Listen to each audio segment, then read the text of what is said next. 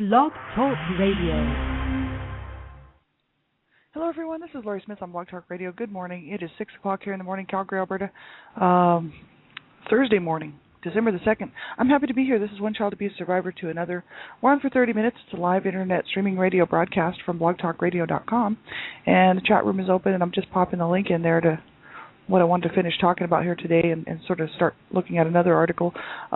This is from angerresources.com, www.angerresources.com, ANGERESOURCES.com. Michael Obsatz, Dave Decker, Michael Obsatz have a great website here regarding anger management. And they are counselors. They both work in the field of anger-related issues and domestic violence, domestic abuse, and whatnot, and have all kinds of great information on this website, as well as books and videos, seminars, self-tests, links, and facts, and everything. So I hope everybody will go and take a look at this. We've been looking at this website for about 5 weeks, but I really thought it was important to look at because my own anger-related issues due to the abuse that I suffered as a child and had really manifested in my life, especially as a young person.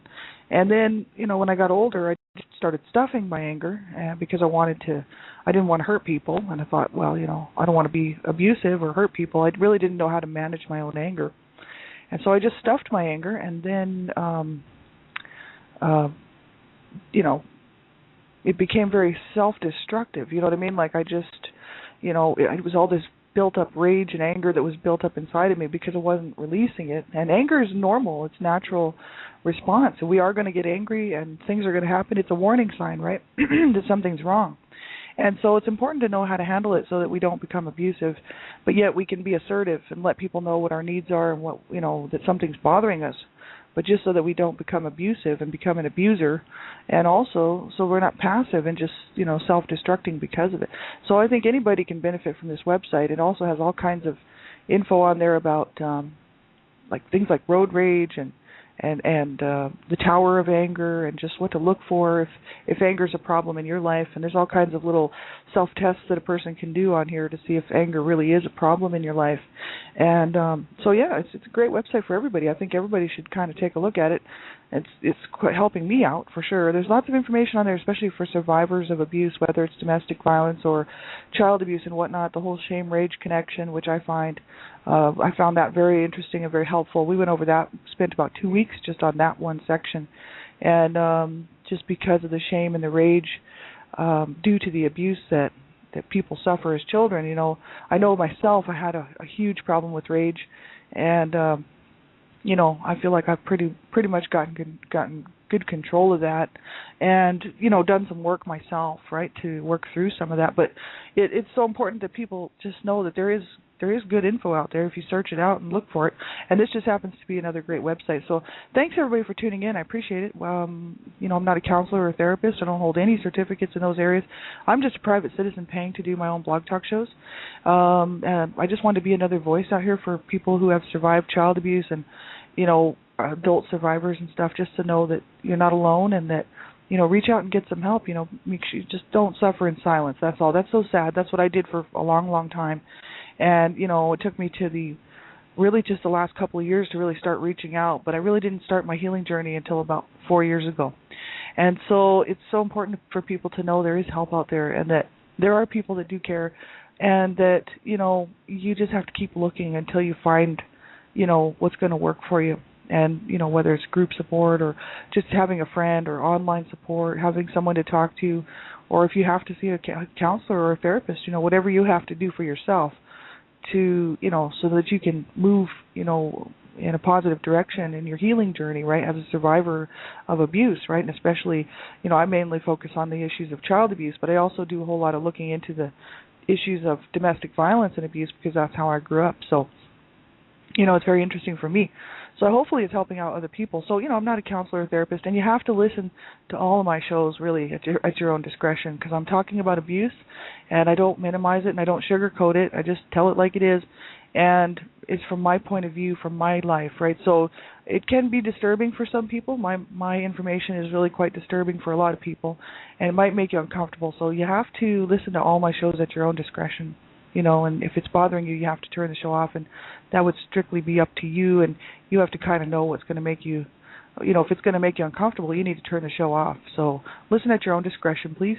And anyone under the age of 18 needs to have permission to listen to my shows, because I'm the Canada Regional Director for Dreamcatchers for Abused Children, and we work to fight to save children's lives. That's what we're doing. We're really working to promote child rights, child abuse prevention. Children have rights. They have the right to protection. They have the right to live an abuse-free life. You know what I mean? And so you, as a young person under the age of 18, you have to be protected at all times, and you need to protect yourself too. So if you're listening to my shows, make sure you have an adult, someone who's older, who can help you make the decision whether you should be listening to it, because I don't know how young the people are who are listening to my shows, because the Blog Talk players can be placed anywhere. So they could be on any website. So you have to kind of, if you're a young person under the age of 18, do yourself a favor and me a favor and have permission to listen to my shows, okay? So we'll get right into this topic here. This particular piece we actually were looking at was myths about domestic abuse from Dave Decker. We're almost done. We have like 2 more myths left, and we'll be done with this. But this was really interesting to take a look at, and I know for myself, growing up in a home full of domestic violence and abuse, this, I can totally relate to this information, and I know that a lot of people can, and that's a sad thing. Sadly enough, there's a lot of us out here who can and totally do relate to the issues surrounding domestic abuse and child abuse. It's absolutely horrible, but it's really important to take a look at it, because Dave Decker really presents some great material here, myths about the issue of domestic abuse in general, and then he had a whole bunch of myths about women in the abusive relationship, and also myths about men, all kinds of stuff here, myths about abusive men. The next section that we were just finishing up on, which is about myths about children in homes where abuse is occurring. And we left off on myth number 29, children aren't affected by the abuse, especially if they don't see it or experience it themselves. And this is from angerresources.com, www.angerresources.com, myths about domestic abuse. And Dave Decker says, children may still hear the violence occurring and or feel the inherent tension that exists in a household where abuse is happening.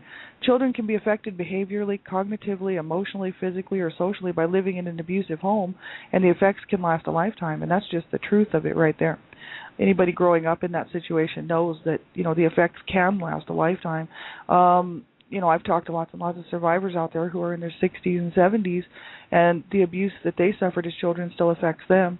It's absolutely horrible what this does to people.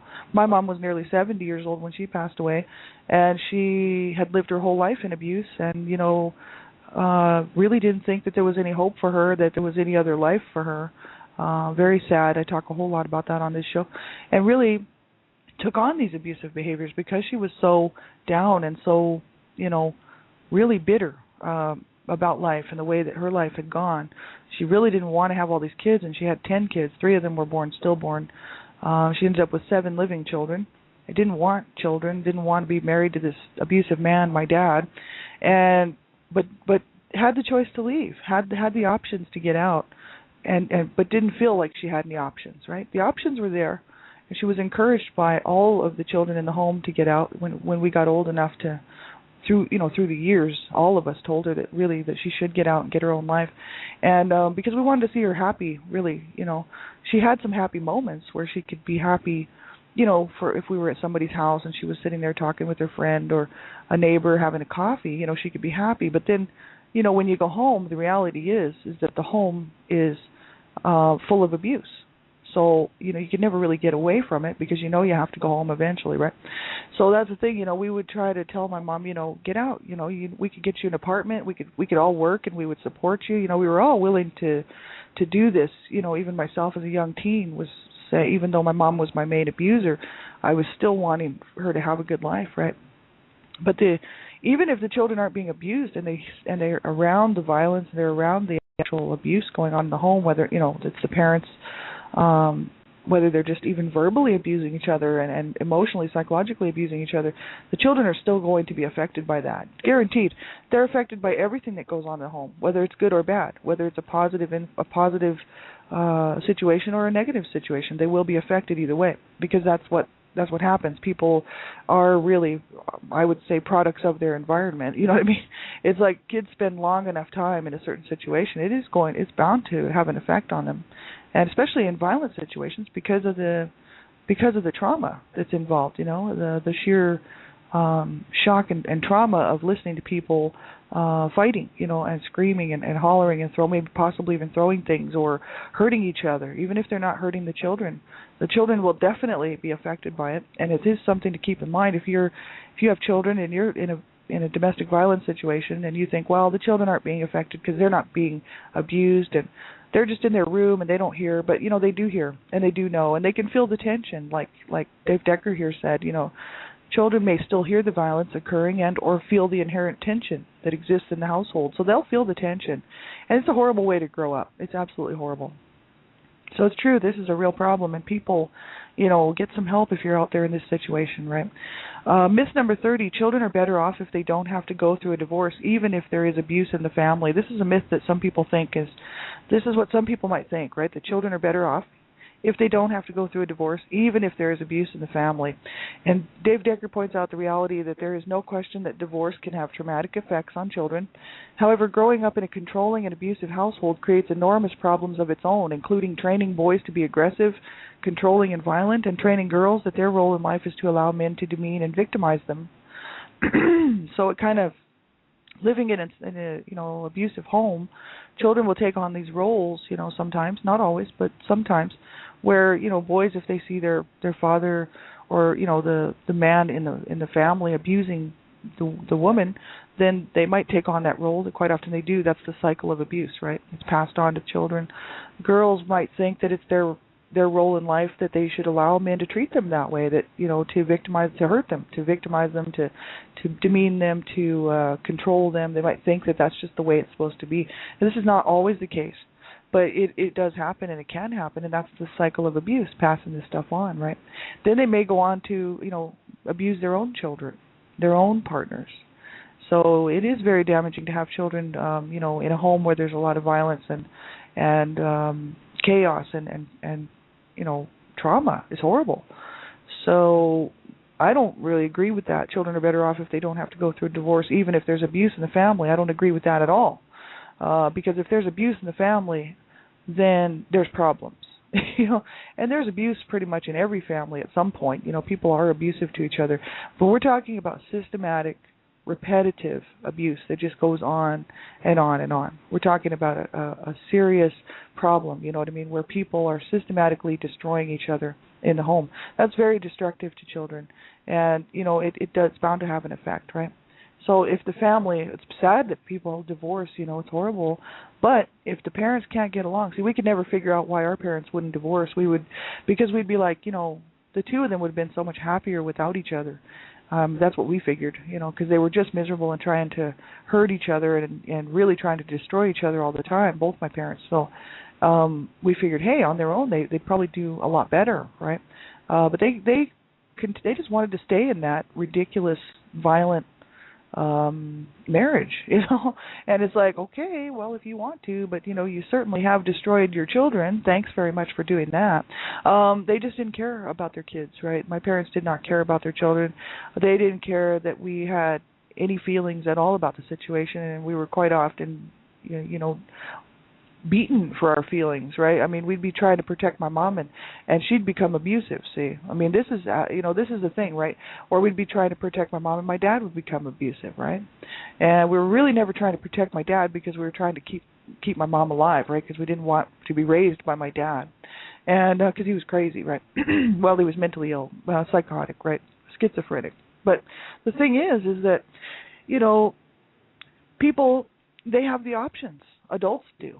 Many times to get out, but for many reasons they don't, and it's because of the psychological damage, like I was talking about earlier in the shows last week and whatnot, that once an abuser has control of your mind, they don't have to tie you down, they don't have to tie you to the chair or put you in a closet and lock the door.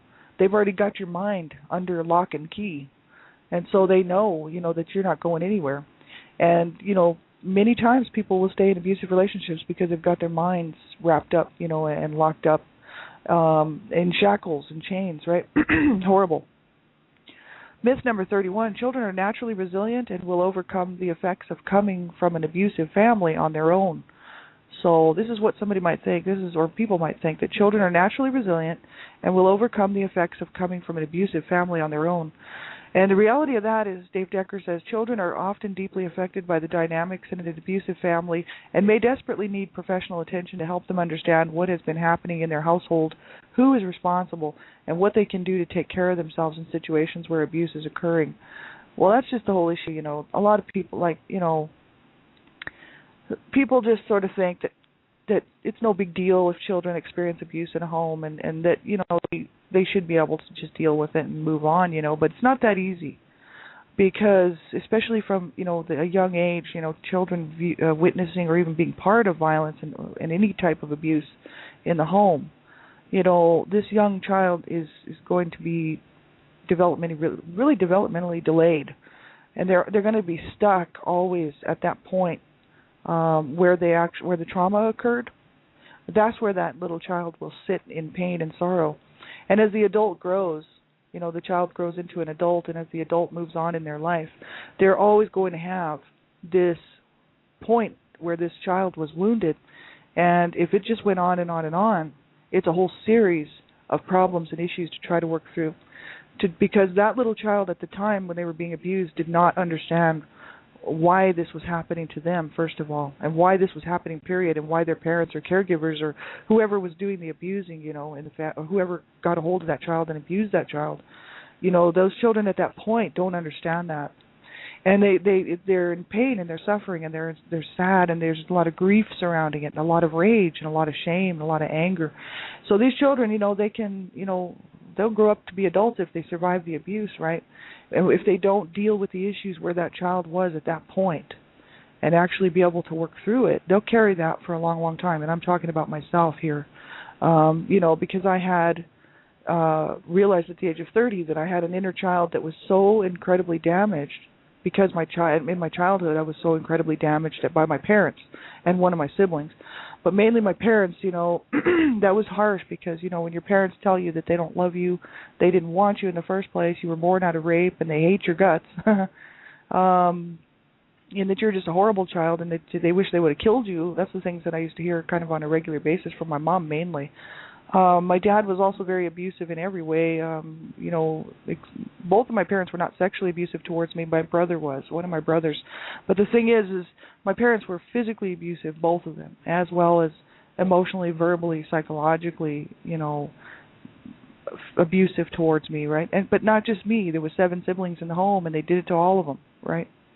And the sad thing is that they made us feel that we were worthless and that we didn't count in that family, and that they should have killed us, right? Both of our parents were always talking about the fact that they should have killed us, right? All of their children, you know, because they were so angry at each other and they hated each other, and they fought continually, you know, on a regular basis, right? And there was no getting along for them in our home.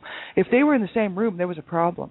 And generally what I would do is, if they were both in the same room, I would split, because it was definitely not a good sign, because there was always something would happen. A fight would break out. It wouldn't matter what it was. It could be over the stupidest things, like water running in the sink.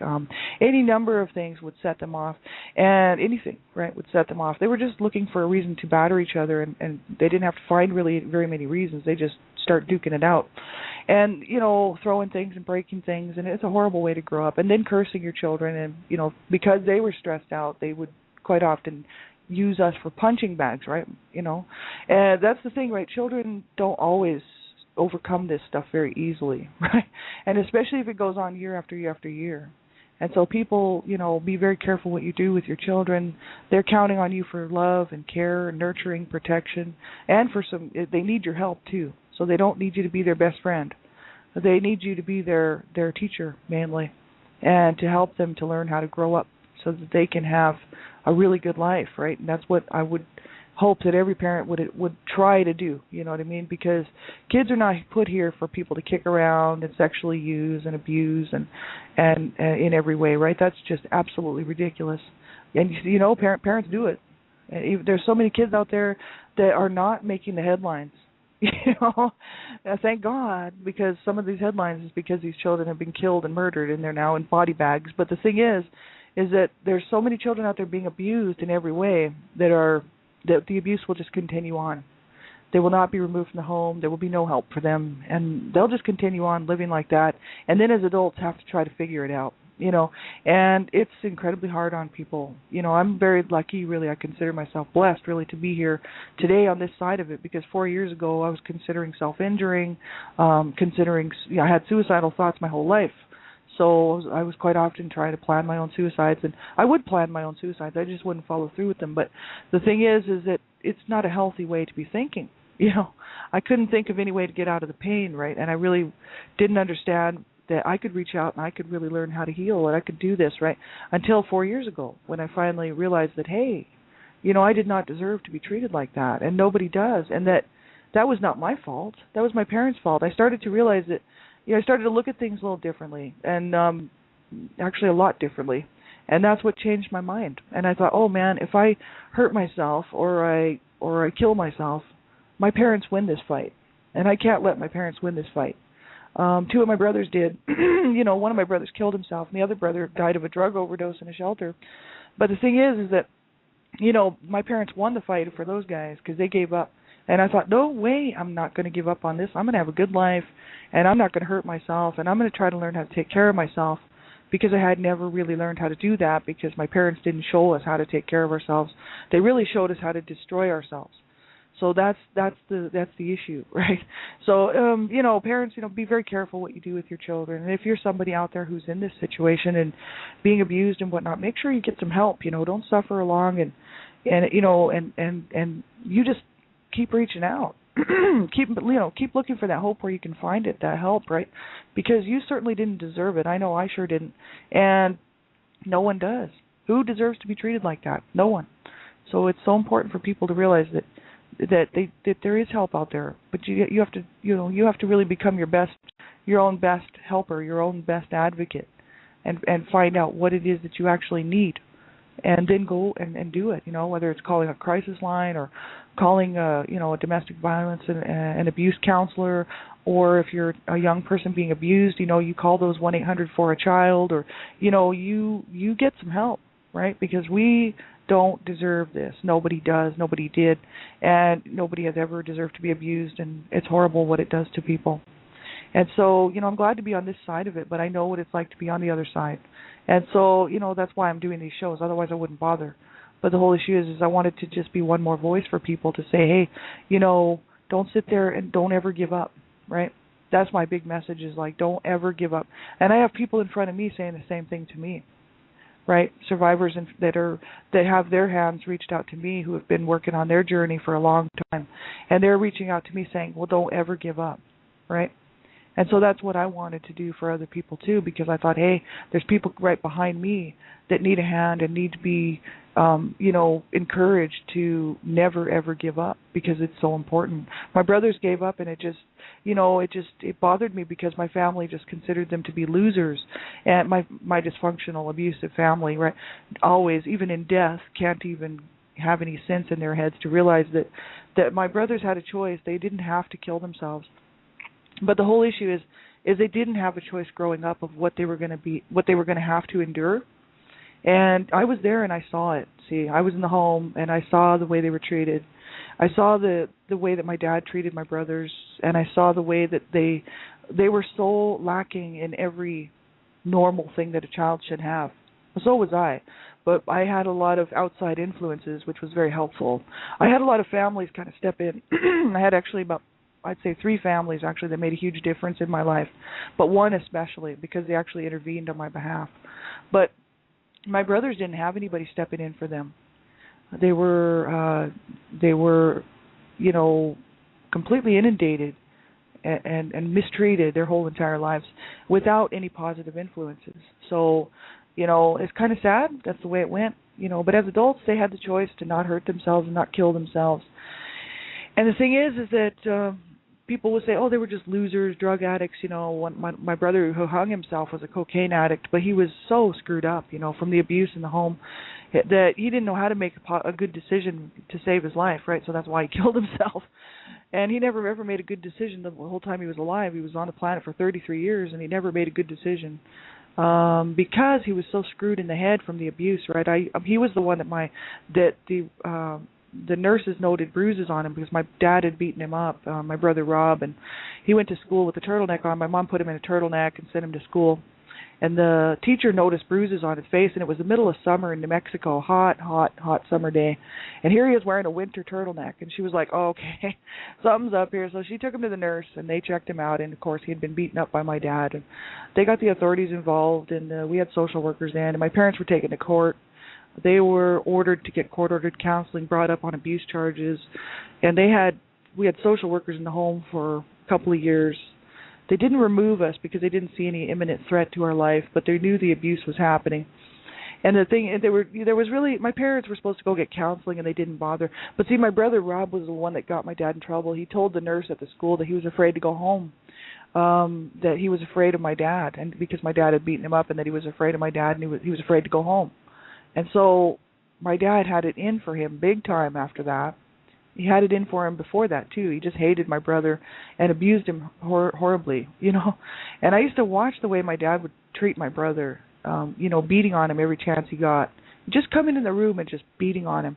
And, I'd be like, you don't hit my brother. And I'd be sticking up for my brother, and then I'd get beaten, right? And that's the whole issue. My mom would do nothing to stop the abuse because she was an abuser, too, right? And so, she would sit in the kitchen and, smoke her cigarettes and whatever. And the thing is like, I watched the systematic destruction of my brothers, and it broke my heart, because I loved my brothers very much, and I loved my whole family, and it was hard to witness that, and then to be involved in it. My mom used me as a punching bag for many, many years, and really the last time she actually physically abused me, I was 17 years old. And, that's absolutely ridiculous to go from birth to 17 being completely mistreated your whole entire life. And then people to expect you to be able to just bounce back and get over it. And I know the situation out here for these kids, right? So, people, make sure you do get some help, Don't suffer in sadness and silence, and don't ever give up. That was my thing. I decided, I said, man, I'm going to win this fight. I'm going to come out of this on top. Because my parents, they tried to kill me and destroy me. That's what they did to the whole family, not just me. But, if I'm not going to allow this to destroy me by me destroying me, which was what I had been attempting to do for so long, right? Even as a young, teenager, 12, 13 years old, I would do whatever kind of drugs I could get my hands on, and I didn't care how many I did. I was doing PCP, angel dust, and heavy-duty drugs, right? And, it just continued on, It just progressed up to speed and crank and horrible drugs, right? And the thing is that I really didn't care if I died, right? Because I was in so much pain as a child that even at the age of like 14, 15 years old, I was wishing I was dead, right? And even younger, I used to tell my mom to go ahead and kill me. I was like, go ahead, just do it. Put me out of my misery, man. I was actually mad that she wouldn't.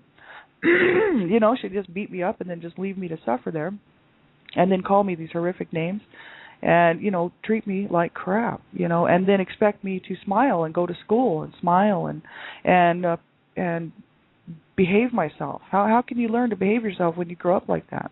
You can't. Like my parents created me the way that I was, and then abused me for it. Right? It's like that's what people do. So if we have about a minute left here, and so if you're in this situation, make sure that you get some help, right? Don't allow yourself to lose this battle, right? Come out the winner. That's what I'm doing. I'm coming out all victorious, and you know why? Because it's my life, and I did not deserve to be treated that way. Nobody does, and I decided, that I wanted to win this fight, right? So that's my commitment to myself, to reach out, get some help, stay here and live this life out, and also to do really well for myself and to enjoy life and these types of things, right? And this is all new to me because it's only been 4 years since I've been on my healing journey. So I just hope people will hold on and remember never, ever give up, right? So important to get to keep that in the back of your mind. Never, ever give up, right? We'll be on tomorrow morning. Thanks, everybody, for tuning in. I appreciate you being here. Tomorrow morning, we're going to look at warning signs that a man may become a batterer. This is by Dave Decker, and he's specifically talking about male men being the abusers, right? It's so important for women to know this stuff if you are, if you are in a situation you're dating dating someone and they start to display these abusive behaviors. This is a really good article for that. So go to this website, www.angerresources.com, warning signs.html. That's warning signs that a man may become a batterer. Please check this out, because if you're in this situation, make sure you get some help. Don't allow yourself to be abused by anyone. You don't deserve it. You do count. You do matter. So make sure you hang in there. Take care. If you need something, get a hold of me on Blog Talk Radio or on Facebook or wherever. Have a great day, everybody. Talk to you real soon. Bye-bye.